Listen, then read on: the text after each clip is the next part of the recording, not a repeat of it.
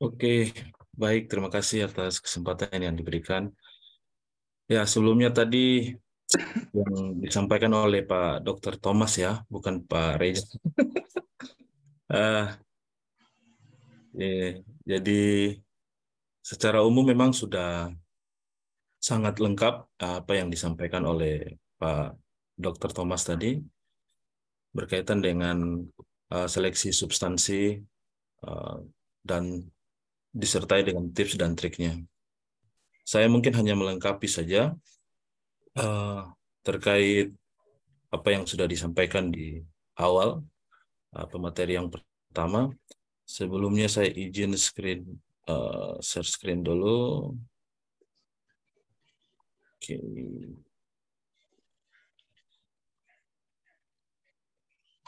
Sip, sip. Sudah muncul, teman-teman? Sudah. Oke.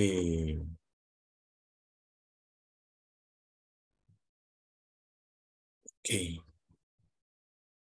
Baik, di awal saya ingin mengajak eh, teman-teman yang sudah lulus TBS dan sedang mempersiapkan diri untuk mengikuti seleksi substansi atau wawancara. Di awal itu saya sering memberi masukan kepada teman-teman dan adik-adik yang mengikuti seleksi LPDP. Kita harus betul-betul uh, benarin dulu niatnya. Uh, Kayaknya niat itu sangat penting karena uh, dengan memberikan afirmasi positif uh, bahwa kita yakin lulus itu menambah tingkat percaya diri kita untuk bisa menyelesaikan tahapan-tahapan sampai di akhir seleksi LPDP. Kemudian di awal itu juga harus melakukan kontemplasi biar uh, fokus dan perhatian kita terhadap dalam menyelesaikan uh, seleksi ini bisa selesai sesuai dengan tujuan yang kita harapkan. Oke, baik. Tadi disclaimer-nya sudah lengkap disampaikan oleh Pak Dokter. Untuk seleksi substansi atau wawancara ini yang jelas pasti dalam menghadapinya ada yang takut gagal, kemudian ketakutan itu karena dipengaruhi oleh tidak memiliki kejelasan. Nah, ini harus dari awal diidentifikasi dengan baik sehingga persoalan-persoalan ini tidak muncul dalam diri kita.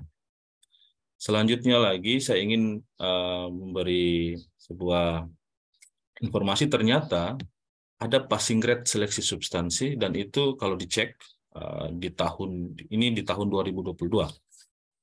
Di 2022 tahap 1 itu ternyata reguler itu dengan afirmasi tidak jauh beda. Tidak jauh berbeda passing grade-nya karena untuk seleksi substansi reguler itu ada 765 dan itu ada bukti screenshot-nya, kemudian ada afirmasi itu ada 750. Artinya apa? Ada kualifikasi yang harus kita capai dan itu tidak bisa langsung tiba-tiba jadi begitu.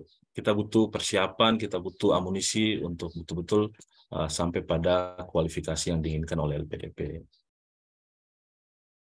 Nah, untuk saya hanya melengkapi ya, tadi secara komprehensif sudah dijelaskan oleh pemateri yang pertama, luar biasa. Kalau LPDP ini sebenarnya ingin memastikan bahwa investasi negara itu tepat sasaran. Nah, dan itu diterjemahkan dalam panduan LPDP. Yang pertama, LPDP itu pasti menginginkan kualitas akademik yang baik, kemudian dilihat juga kemampuan leadership yang baik, dan yang terakhir itu adalah komitmen yang jelas untuk berkontribusi. Nah, kalau di tes bakat skolastik itu bisa dilihat kualitas akademiknya secara kuantitas bisa dilihat dari angka-angka yang teman-teman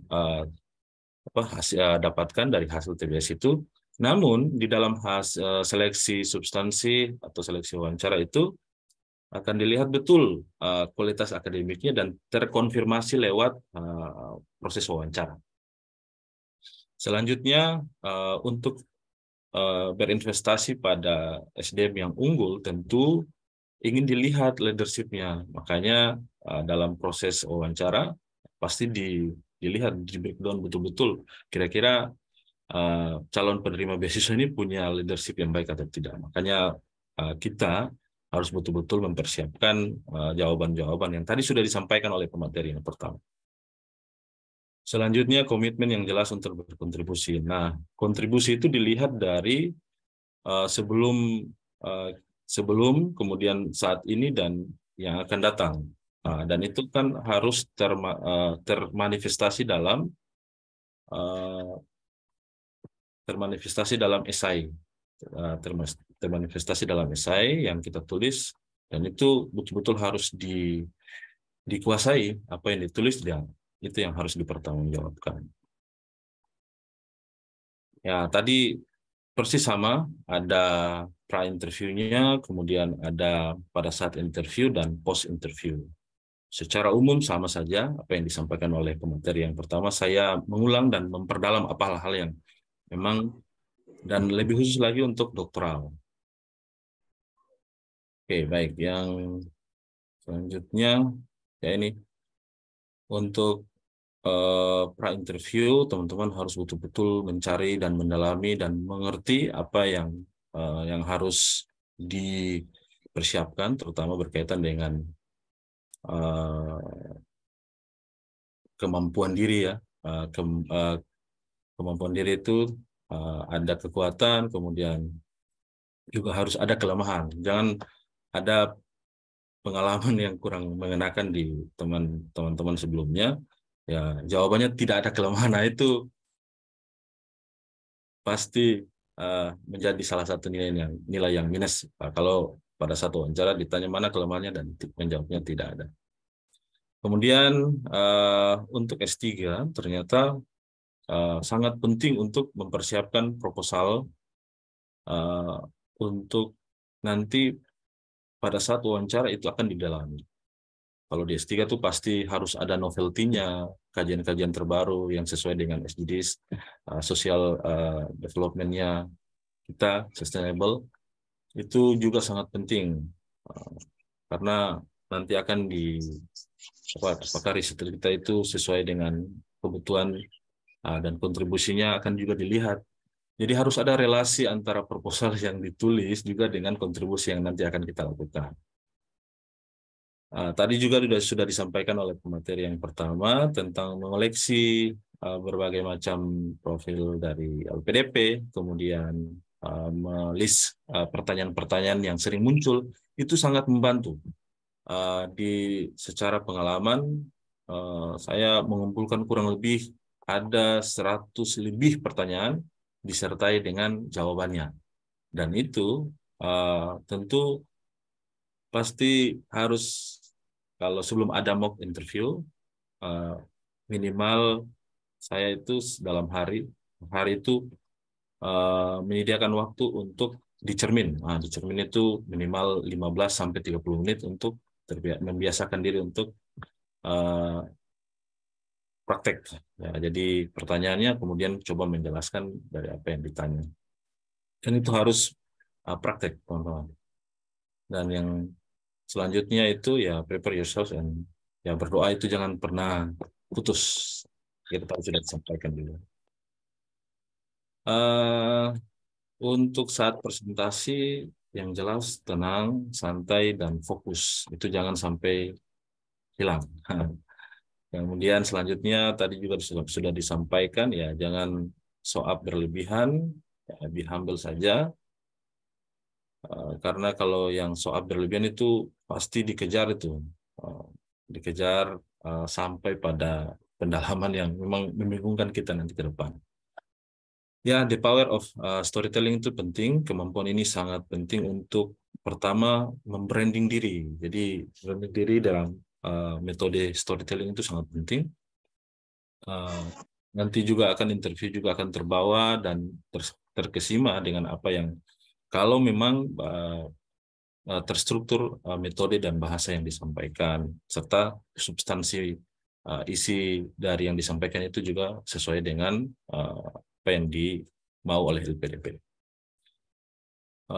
Kemudian research your study plan and essay, kemudian ini gunakan metode STAR ini juga sangat penting. Jadi STAR itu kan termanifestasinya situasi, kemudian tugas, action, dan hasil. Kalau metode STAR ini teman-teman mampu secara efektif menggunakan, maka akan tersampaikan apa yang selama ini pernah dilakukan dan ke depan itu mau jadi apa. Dan tadi juga sudah disampaikan jaga penampilan dan sikap, itu sudah dijelaskan oleh Pak Dr. Thomas. Nah, secara gambaran umum memang pertanyaan-pertanyaan dari LPDP. Nah, nanti saran saya pada akhirnya teman-teman silakan ikut mock interview. Mungkin teman-teman dari pejuang LPDP, Ibu Febri dan teman-teman pasti akan menyiapkan itu. Diikuti saja karena itu sangat membantu teman-teman. Pertanyaan-pertanyaan yang sering muncul ya tentang yourself, apa yang teman-teman tulis di aplikasi LPDP itu yang harus dipertanggungjawabkan. Jadi harus dikupas tuntas dan dipelajari secara tuntas apa yang teman-teman tulis berkaitan dengan kekuatan dan kelemahannya serta pengalaman yang telah ditulis dan ya future plan ke depan itu kontribusinya apa dan mau buat apa dan mau jadi apa. Dan juga university question. Nah, ini juga sangat penting karena dan sering muncul dan selalu muncul kenapa memilih universitas. Karena di SI itu kan harus muncul universitas apa yang kita pilih. Dan itu kita harus betul-betul mempersiapkan minimal sudah survei tentang kurikulum dan kenapa menjadi pilihan dari kita untuk universitas tersebut. Dan ini pertanyaan yang sering muncul ini. Kenapa Anda layak mendapatkan beasiswa LPDP? Nah, itu di aplikasi juga sudah ada. Nah, jadi harus betul-betul di-prepare jawabannya, kenapa Anda layak dibandingkan dengan yang lain. Ya, post interview, setelah interview ya, jangan lupa mengucapkan terima kasih. Ya, teman-teman harus tenang, tadi sudah disampaikan, ya di-mute saja seluruh grup-grup yang berkaitan dengan LPDP biar tekan potensi overthinkingnya dan selalu berdoa.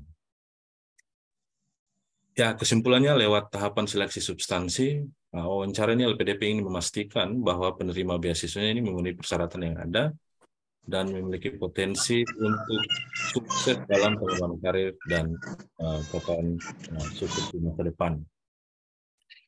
Ya, jadi secara umum memang teman-teman harus meyakinkan pewawancara bahwa kita mampu dan siap untuk kuliah. Jadi teman-teman harus mampu meyakinkan bahwa saya siap kuliah dan siapnya kuliah itu harus terkonfirmasi dengan bukti apa. Minimal sudah pernah berkonsultasi dengan dosen kampus yang ingin dituju atau dan lain sebagainya. Minimal ada bukti konkret bahwa kita siap kuliah. Kemudian juga harus bisa menjelaskan leadership skills-nya kita yang berkaitan juga dengan bahwa ilmu yang nanti kita apply itu betul-betul berguna untuk kemajuan bangsa dan negara. Dan kita adalah SDM yang kemudian akan berkontribusi untuk mempersiapkan Indonesia emas di tahun 2045. Oke, saya pikir demikian. Singkat saja karena hanya menambah apa yang sudah dijelaskan oleh pemateri. Yang pertama keren banget tadi. Silakan diikuti tips dan triknya. Untuk doktoral, sekali lagi saya ingatkan, perdalam saja untuk proposal disertasinya, karena itu yang nanti akan diperdalam oleh pakar, terutama profesor dan kepakaran yang di bidang kita. Baik, saya kira demikian. Terima kasih atas kesempatannya. Semoga ada informasi yang bisa terbarukan dari proses presentasi ini. Sekali lagi, terima kasih. Saya kembalikan kepada moderator. Oke, baik. Terima kasih Kak Reza atas pemaparan materinya untuk tips dan trik untuk program doktoral.